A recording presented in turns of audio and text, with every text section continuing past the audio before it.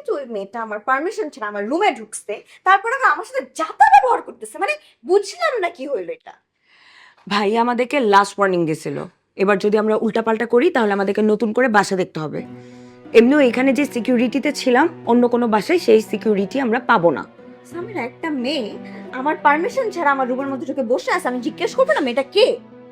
শুধুমাত্র জিজ্ঞেস করলি তাতে সে বাসা ছেড়ে চলে গেল? জানোই তো কি, তোর কি মনে হচ্ছে আমি মিথ্যা কথা বলতেছি? এখন সব দোষ আমার হয়ে গেছে? এখানে দোষ গুণের কথা না মাহি, ব্যাপারটাকে আমরা খুবই কামলি সুন্দর করে হ্যান্ডেল করতে পারতাম। আপা আমি একটা কথা কই। তুমি আবার কি বলবা? কইছিলাম কি, ছেলে মেয়েগুলো তো বিপদে পড়ে আমগো বাসায় আসছে, ওদেরকে তো আর বিপদে ফেলাই দেওয়া যায় না। আজকে রাত না হয়ে মেয়েরা আমার লগেই থাকুক। তাহলে তো হয়েই গেল, সর্ট। এবার দেখি আদনান ব্যাপারটা কিভাবে সামলায়। যাই হোক, আমার মনে হচ্ছে সামনে একটা ভীষণ বড় বিপদে পড়তে যাচ্ছি আমরা। যে বিপদ ঘটতেছে এর থেকেও বড় বিপদ আসা সম্ভব? তা আমি জানি না, কিন্তু সামনে ভীষণ বড় বিপদে পড়তে যাচ্ছি সেটা আমি জানি।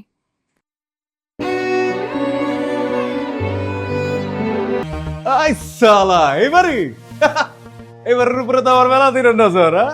নামেরা এই মিয়া নজর মানে এই বাইকে জগা জগা করবা নাকি? আরে না না উকিল সাহেব, এবারে তো আমার খুব কাছের মানুষ থাকে, মানে ক্রাশ করে ক্রাশ থাকে আর কি, বুঝছেন না, আপন জন আর কি। আরে ভাই সরাসরি বইলে দিলেই তো হয়, বসে ভাবি থাকে। ভাবি এই কার ভাবি? আরে না না কারো ভাবি না। এই বেটা মন্টু তো বেশি কথা কয়, থাপড়ায় দাঁত ফলাই দিন। মানে ওই যে কাজে আসি সেই কাজে মনোযোগ দে, আমার টাইম পরে বুঝে নিব না। ভাবি না ভাবি না। এই তোমার বডি ল্যাঙ্গুয়েজ তো অন্য কথা বলে, তুমি কি পারবা নাকি অন্য ভাবে রাখবো?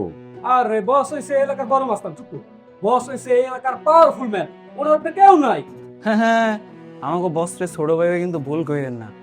ওকে ওকে, এত কিছু বুঝি না, আমার কাজ হাসিল বুঝি। উকিল সাহেব আপনি কোনো চিন্তা করেন না, ঠিক আছে? আপনারা আমার পাওয়ার একটা ছোট্ট নমুনা দেয়, চলেন। এই আস্তে আস্তে খারাও, কই যেতেছো? এরকম পুচুত করে বাড়ির ভিতরে এমনি ঢুকা যাবো না। এই কথা কম বলো, সাজ্জা সবকে ডাকো, তার সাথে কথা আছে। সালাম মুকিল সাহেব, আসেন আপনি আপনি আসেন। কিন্তু এইসব মাস্তান পোলা বাঞ্জানি না আসে, আসেন আপনি। আমার বস মাস্টার তো মাস্তানই তো, মাস্তান না, এইসব মাস্তান পোলাপানের সাথে আপনার কি? আর বিশেষ করে এই যে স্বামী পোলাটা হারাটা দিন মহল্লার মধ্যে ঘুরা ঘুরা মাইয়া মানুষগুলোকে কি কি সব যে করে, আপনি কি জানেন এগুলা? জানেন? ওরে আমার সাধু রে, আমার বস রে নিয়ে খারাপ কথা তোর তো।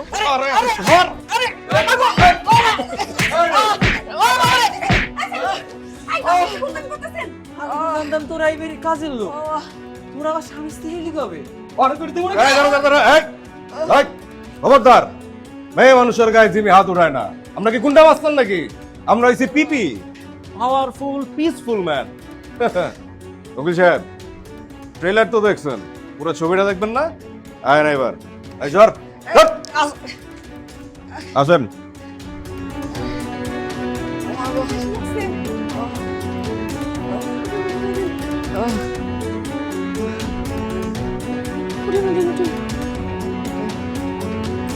রমজান, এই রমজান, নিচে কি হয়েছে? এত চিল্লাচিল্লি কেন? আপনি আবার কেন আসছেন? আমি কেন আসছি হ্যাঁ, সেটা তো আপনি বলবেন।